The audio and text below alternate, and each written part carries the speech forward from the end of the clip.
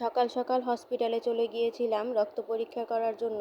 আসলে গত মাসে যে ডাক্তার দেখিয়েছিলাম, ডাক্তার বলেছিল যে আগামী মাসে এসে এই দুইটা রক্ত পরীক্ষা করে যাবেন। তো সকাল সকালই যেতে হবে, তার কারণ হচ্ছে খালি পেটে যেতে হবে, কারণ খালি পেটে না গেলে সেই পরীক্ষাগুলো আর করতে পারবো না। তো এই তো সকাল সকাল বিছানা টিছানা গুছিয়ে চলে এসেছি হসপিটালে। তো হসপিটালে এসে বসে আছি রক্ত দিব সেজন্য। তো এ পর্যন্ত কত পরিমাণে রক্ত যে দিলাম সেটা আমি আপনাদেরকে বলে বোঝাতে পারবো না। তো খালি পেটে রক্ত দেওয়া শেষ, তারপরে এই তো চলে এসেছি নাস্তা খাওয়ার জন্য, কারণ নাস্তা খেয়ে 2 ঘন্টা পরে আবারও পরীক্ষা রক্ত দিতে হবে পরীক্ষা করার জন্য।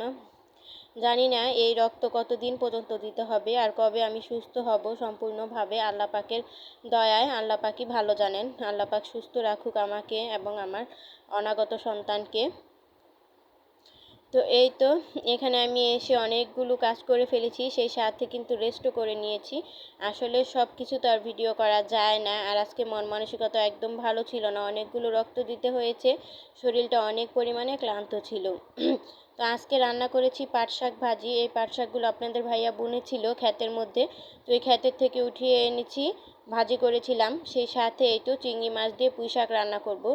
আসলে আমি এই প্রেগনেন্সি অবস্থায় চিংড়ি মাছটা অনেক অনেক বেশি পছন্দ করি, চিংড়ি মাছটাই খেতে পারি, অন্য কোনো মাছ আর খেতে পারি না। তো এজন্য আপনাদের ভাইয়া চিংড়ি মাছ এনে রেখেছে অনেকগুলো একসঙ্গে, তো আমি অল্প অল্প করে রান্না করে খাই আর কি। তো এই তো এখানে আমি তেলের সঙ্গে আর পেঁয়াজের সঙ্গে চিংড়ি মাছটা খুব ভালো করে ভাজা ভাজা করে নেব, তারপরে সব রকমের ময় মশলা দিয়ে খুব ভালো করে কষিয়ে নেব। আসলে চিংড়ি মাছটা ভাজা ভাজা করে নিলে এত সুন্দর একটা ফ্লেভার আসে, যারা ভেজে রান্না করেন তারা তো জানেন, আর যারা না ভেজে কখনো রান্না করে খাননি, তারা ভেজে রান্না করে খেয়ে দেখতে পারেন, তাহলে দেখবেন অনেক অনেক বেশি মজা লাগবে। তো এইখানে আমি মশলা টশলা সব দিয়ে খুব ভালো করে নাড়াচাড়া করে ভাজা ভাজা করে অল্প পরিমাণে পানি দিয়ে খুব ভালো করে কষিয়ে নেব।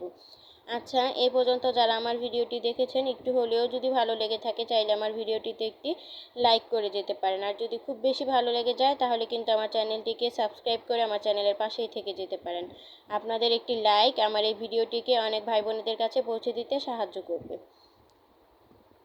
তো এই তো এখানে আমি খুব ভালো করে কষিয়ে নিচ্ছি।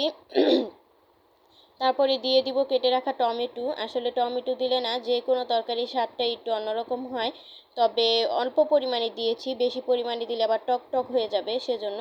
তো মোটামুটি খুব ভালো করে ভাজা ভাজা করে নিয়েছি, তারপরে এখানে অল্প একটু পানি দিয়ে খুব ভালো করে এখন কষিয়ে নেব।